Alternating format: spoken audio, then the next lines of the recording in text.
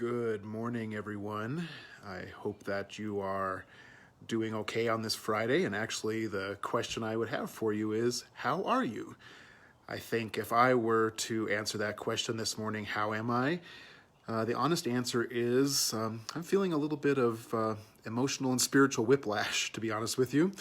I think 7 weeks ago, when we started the shelter-in-place orders and life started coming to a halt with closing of businesses and houses of worship and such.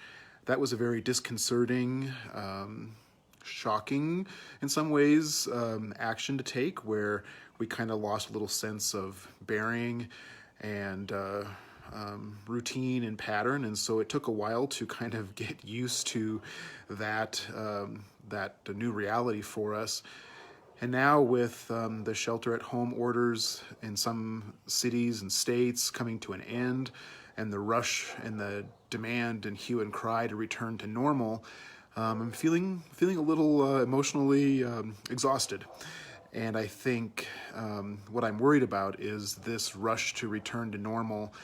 We're missing some opportunities, I think.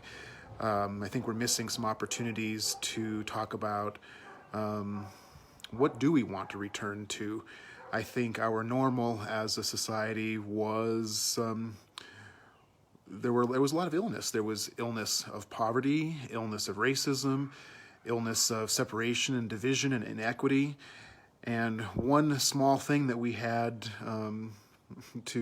that we could do during this time of stay-at-home and shelter-in-place was envision, imagine, dream a bit about what we want life to return to when we can return to a different pattern of life. I posted an article 2-3 weeks ago, and I'll post it in the comments section after this. It basically, asked some questions. What would we like our society to look like in 5, 10, 15, 50 years? What would we like our own lives to look like? What do we want to give up? What do we want to put in its place? And I, in some ways, wish those were the questions we were asking right now, instead of how quickly can we return to normal, because I don't think there is such a thing right now. So as I'm feeling a little bit of emotional and spiritual whiplash this morning, I'm going to continue to think about those questions. What is it that I want to see my life look like in the near future? What new things do I want to introduce? What do I want to give up?